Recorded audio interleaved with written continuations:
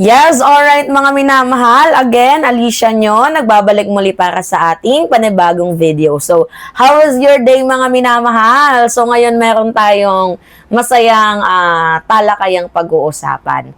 Dahil mismong si Palas Yusek Claire, abay sinupalpal itong si Zaldico. Kumbaga, na double deads siya. Kumbaga, na botcha na siya. 'Di ba? Binotcha na nga ni PBBM. Binotcha pa ni Attorney Claire Castro. So ngayon, sabi dito ni Attorney Claire, hindi matitinag ang Pangulo.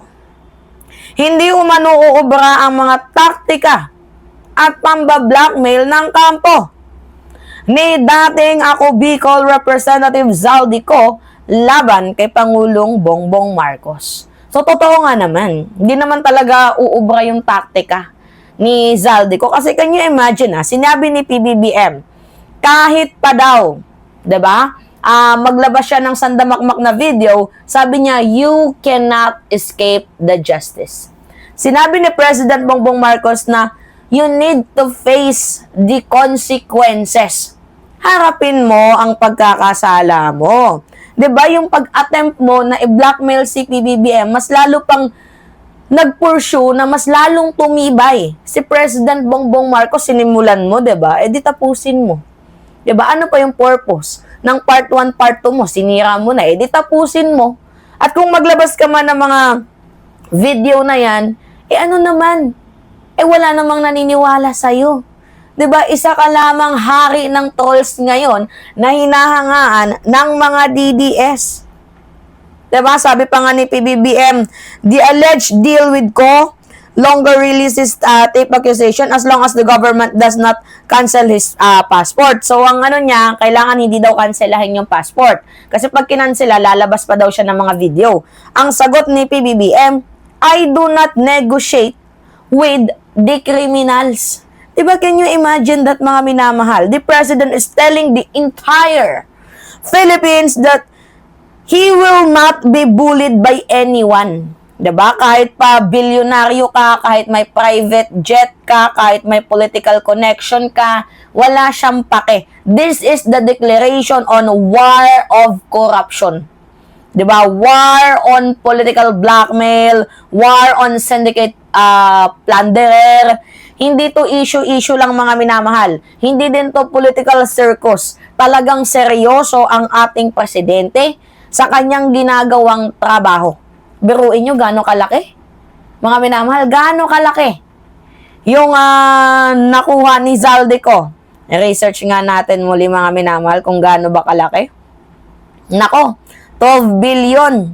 Diba? Tapos 4 billion sa air asset niya. Yung estate properties niya, mga minamahal, abay napurnada na din ng AMLAC. Yung 3,000 bank account sobra, napurnada na din ng AMLAC. Hindi lang kasi to simple na tax issue mga minamahal, at hindi lang din to simple na misdeclaration. This is corruption to the highest court order. Talagang this is a corruption. Ito yung literal na sinabi ni President Bongbong Marcos, yung kanyang tagline, na wala siyang inuurungan. Yan yung literal na walang sinasanto, walang pinapanigan, walang pinapalagpas. Habang itong si Zaldico ay nagtatago, nagpapadala ng mga banta, nagpapadala ng mga kondisyon, na huwag gagalawin yung passport, simple lang yung sagot ni PBBM. Hindi siya nagpa-pressure. Hindi siya natakot. Hanggang sa kanyang huling buntong hininga, sasabihin niya talaga na uuwi ka at ibabalik natin ang pera ng bayan na ninakaw mo. Ganyan yung presidenteng hinahanap natin. Ganyan yung leader na totoo. Hindi yung kinakampihan, yung kanyang mga allied. 'Di ba? Kaya madaming nagagalit kay PBBM, to be honest. Kasi kahit kakampi niya, tinitirada niya. Sarili niyang bahay, tinitira niya. Totoo naman. At dapat lang yung gawin. Kasi binoto siya ng mamamayang Pilipino to protect his people. Not to protect his ally, family, friends, or so whatever connection. 'Di ba? Mamamayang Pilipino ang unahin mo. And yung message ni PBBM na you cannot escape the justice, yan yung pinaka-powerful na line na binitawan ni President Bongbong Marcos, lalo na yung the money of the people will be given back to the people. First time yan. And how many years nakakita tayo ng presidente na hindi takot ipakulong ang malalaking isda at hindi takot na ipa-freeze ang bilyong-bilyong mga ninakaw sa kaban ng bayan. Hindi nagpapaalipin, hindi nagpapatuta, hindi nagpapatinag sa mga blackmail itong si PBBM. So, ang ending dito, mga minamahal, abay, uuwi si Zaldico.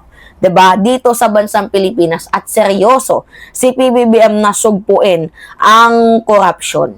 Kung may bayag ka naman, Zaldico, umuwi ka sa bansang Pilipinas. Kung sigurado ka na totoo yung mga accusation mo at hindi fabricated, umuwi ka. Bakit ka nagtatago? Bakit kailangan man-blackmail? Bakit kailangan mga may pasabog? 'Di ba? Kung totoo yung mga sinasabi mo, umuwi ka. Mag-oath ka. Hindi ka makauwi kasi alam mong nagsisinungaling ka. Kasi kung ako yung presidente, tas marami kang nalalaman sa akin, ang gagawin ko, ikukulong talaga kita dito sa Pilipinas.